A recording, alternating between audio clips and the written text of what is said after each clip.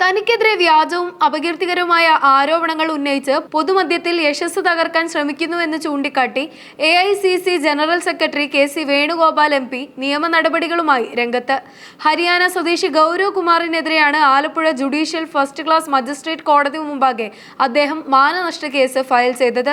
സാമ്പത്തിക ഇടപാടുകളുമായി ബന്ധപ്പെട്ട് ഉയർന്ന ആരോപണങ്ങൾ അടിസ്ഥാനരഹിതമാണെന്നും ഇതിനു പിന്നിൽ രാഷ്ട്രീയ ഗൂഢാലോചനയുണ്ടെന്നും അദ്ദേഹം ആരോപിച്ചു.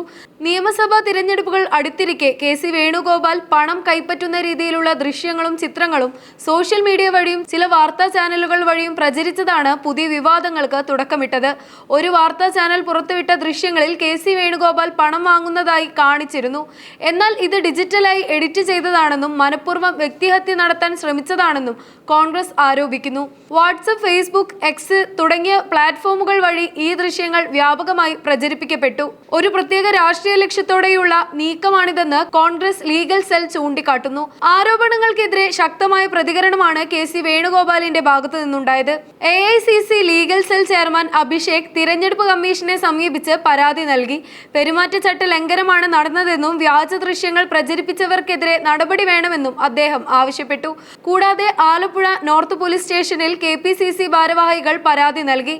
ഭാരതീയ ന്യായ സംഹിതയിലെ ഫോർജറി, ക്രിമിനൽ ഗൂഢാലോചന തുടങ്ങിയ വകുപ്പുകൾ പ്രകാരം കേസെടുക്കാൻ ആവശ്യപ്പെട്ടിട്ടുണ്ട്. തന്റെ പൊതുജീവിതത്തെ കരിവാരി തേക്കാൻ ശ്രമിച്ച ചാനലിനും വ്യക്തികൾക്കുമെതിരെ സിവിൽ, ക്രിമിനൽ, മാനനഷ്ട കേസുകൾ ഫയൽ ചെയ്യാൻ തീരുമാനിച്ച KC വേണുഗോപാൽ കോടിക്കണക്കിന് രൂപയുടെ നഷ്ടപരിഹാരം ആവശ്യപ്പെട്ടാണ് നോട്ടീസ് അയച്ചിരിക്കുന്നത്. കൈരളി ന്യൂസ് ഉൾപ്പെടെയുള്ള മാധ്യമങ്ങളിലൂടെയും സോഷ്യൽ മീഡിയ പ്ലാറ്റ്ഫോമുകളിലൂടെയും വ്യാജ വാർത്തകൾ പ്രചരിപ്പിച്ചതായും പരാതിയിൽ പറയുന്നു. വ്യക്തമായ ലക്ഷ്യത്തോടെയാണ് ഈ പദ്ധതികൾ ആസൂത്രണം ചെയ്ത് നടപ്പാക്കുന്നതെന്ന് KC വേണുഗോപാൽ പറഞ്ഞു. KC വേണുഗോപാലിനെതിരെ സമാനമായ ആരോപണങ്ങൾ BJP നേതാവ് ശോഭ സുരേന്ദ്രനും ഉന്നയിച്ചിരുന്നു. 2024 ലോക്സഭാ തിരഞ്ഞെടുപ്പ് കാലത്ത് ഉന്നയിച്ച ആരോപണങ്ങൾക്കെതിരെ അദ്ദേഹം ആലപ്പുഴ കോടതിയിൽ മാനനഷ്ട കേസ് ഫയൽ ചെയ്തിരുന്നു. തെളിവുകളില്ലാതെ തുടർച്ചയായി ആരോപണങ്ങൾ ഉന്നയിക്കുന്നതിനെതിരെ കോടതിയിൽ അദ്ദേഹം നേരിട്ടെത്തി മൊഴി നൽകുകയും ചെയ്തിരുന്നു. ഈ സംഭവത്തിൽ അന്വേഷണം പുരോഗമിക്കുകയാണ്. ദൃശ്യങ്ങൾ ഫോറൻസിക് പരിശോധനയ്ക്ക് അയക്കാനും വ്യാജമാണെന്ന് തെളിഞ്ഞാൽ കർശന നടപടി സ്വീകരിക്കാനും പോലീസ് തീരുമാനിച്ചിട്ടുണ്ട്.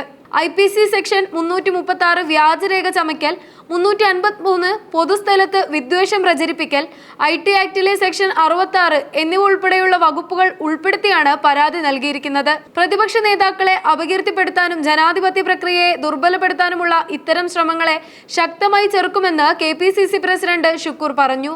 കേരള നിയമസഭാ തിരഞ്ഞെടുപ്പ് അതിന്റെ മൂർധന്യത്തിലേക്ക് കടക്കുമ്പോഴാണ് ഈ ആരോപണം പൊട്ടിമുളച്ചത്. UDF അധികാരത്തിൽ വരുന്നത് തടയാനുള്ള ഗൂഢാലോചന പരാതിക്ക് പിന്നിലുണ്ടെന്നും ദീർഘകാലമായി പൊതുരംഗത്ത് പ്രവർത്തിക്കുന്ന താൻ കഠിനാധ്വാനത്തിലൂടെ പടുത്തുയർത്തിയ യശസ്സ് തകർക്കാൻ പരാതിക്കാരന് ലക്ഷ്യമുണ്ടെന്നും സംശയിക്കുന്നുവെന്ന് KC വേണുഗോപാൽ പറഞ്ഞു.